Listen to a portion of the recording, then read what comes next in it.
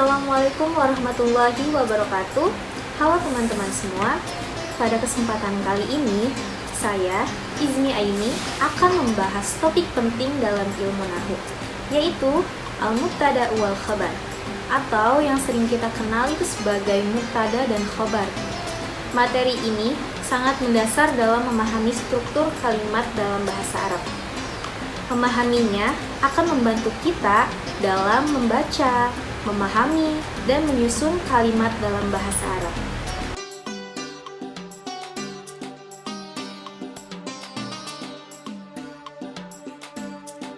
Kita mulai dari pengertian. Mubtada adalah kata benda yang diletakkan di awal kalimat dan menjadi topik utama yang dibicarakan. Dan sedangkan khabar adalah informasi atau keterangan tentang mubtada itu. Contoh sederhana dari mubtada khabar yaitu Allahu Ghafur, yang artinya Allah Maha Pengampun. Di sini Allah adalah mubtada dan Ghafurun adalah khabar, yang mana keduanya sama-sama berharokat dhammah karena dalam i'rab mereka berstatus marfu'.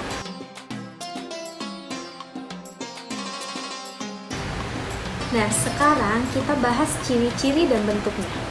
Mubtada harus berupa isim, bukan fi'il.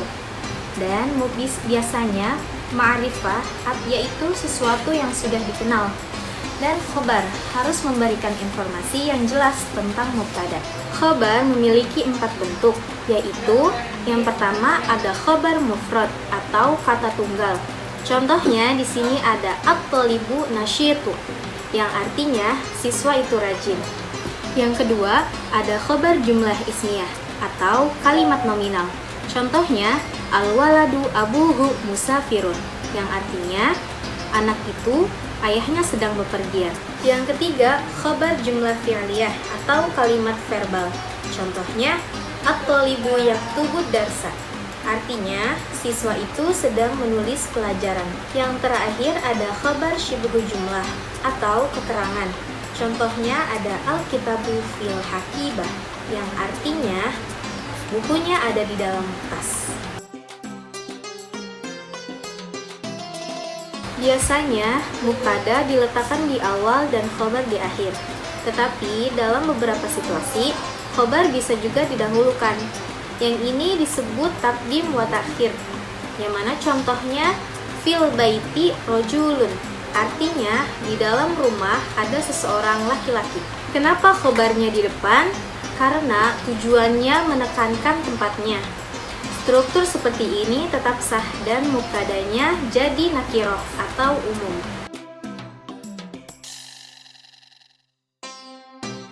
Ada beberapa kesalahan umum yang sering terjadi. Di antara lain, yang pertama, menyangka fi'il adalah khabar, padahal itu bagian dari jumlah fi'liyah. Yang kedua, salah tanda i'rab. Misalnya, mubtada dibaca fathah, padahal harusnya dhammah. Dan yang ketiga, membuat kalimat tanpa kejelasan hubungan mubtada dan khabar. Perlu diingat bahwa mubtada dan khabar harus sesuai dalam konteks dan jelas hubungan maknanya.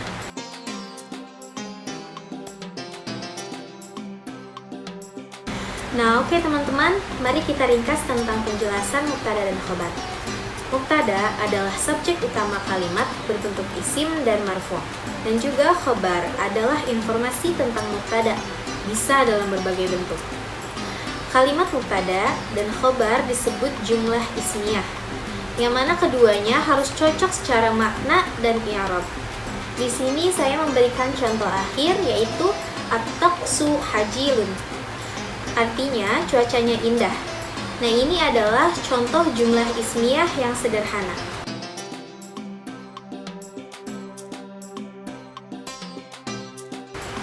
Oke teman-teman, cukup sekian penjelasan dari saya. Semoga penjelasan ini bisa bermanfaat dan bisa memudahkan teman-teman semua untuk memahami pelajaran nahwu tentang mubtada dan khabar. Dan kalau ada pertanyaan, boleh tulis di kolom komentar. Sekian, terima kasih. Wassalamualaikum warahmatullahi wabarakatuh.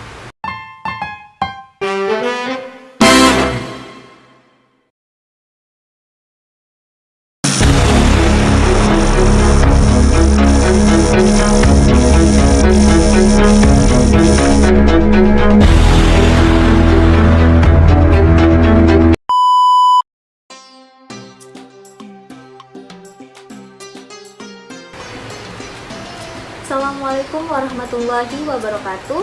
Halo teman-teman semua.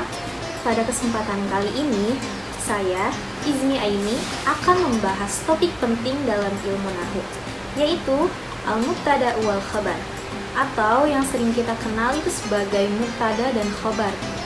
Materi ini sangat mendasar dalam memahami struktur kalimat dalam bahasa Arab. Memahaminya akan membantu kita dalam membaca, memahami, dan menyusun kalimat dalam bahasa Arab.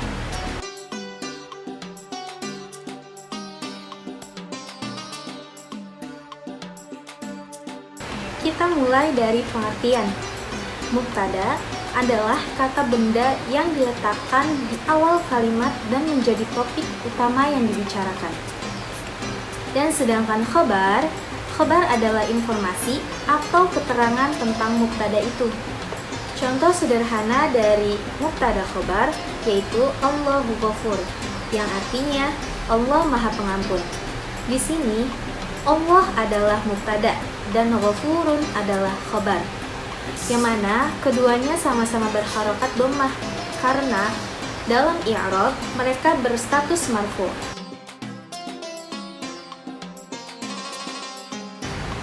Nah, sekarang kita bahas ciri-ciri dan bentuknya. Mubtada harus berupa isim, bukan fi'il. Dan biasanya ma'rifah, yaitu sesuatu yang sudah dikenal. Dan khobar harus memberikan informasi yang jelas tentang mubtada. Khobar memiliki 4 bentuk, yaitu yang pertama ada khobar mufrad atau kata tunggal. Contohnya di sini ada at-thalibu nasyitu, yang artinya siswa itu rajin. Yang kedua, ada khobar jumlah ismiyah atau kalimat nominal.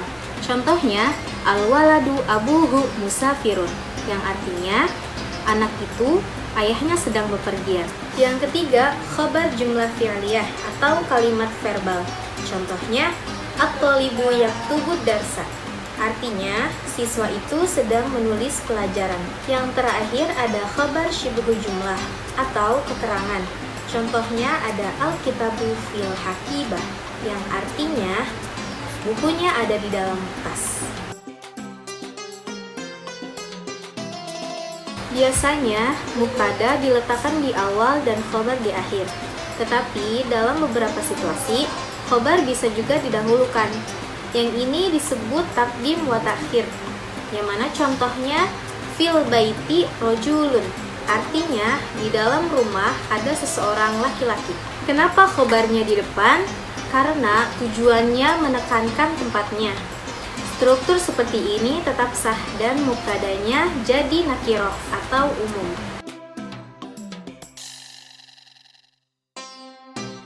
Ada beberapa kesalahan umum yang sering terjadi. Di antara lain, yang pertama, menyangka fi'il adalah khabar, padahal itu bagian dari jumlah fi'liyah. Yang kedua, salah tanda i'rab. Misalnya, mubtada dibaca fathah, padahal harusnya dhammah. Dan yang ketiga, membuat kalimat tanpa kejelasan hubungan mubtada dan khabar. Perlu diingat bahwa mubtada dan khabar harus sesuai dalam konteks dan jelas hubungan maknanya.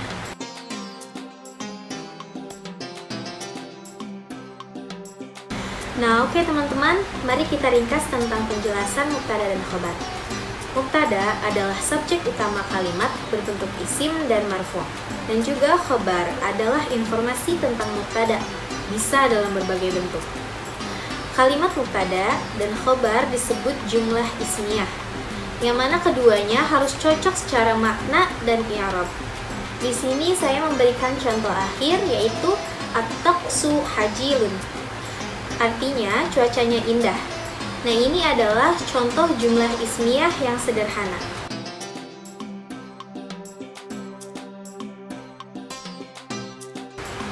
Oke teman-teman, cukup sekian penjelasan dari saya. Semoga penjelasan ini bisa bermanfaat dan bisa memudahkan teman-teman semua untuk memahami pelajaran nahwu tentang mubtada dan khabar. Dan kalau ada pertanyaan, boleh tulis di kolom komentar. Sekian, terima kasih. Wassalamualaikum warahmatullahi wabarakatuh.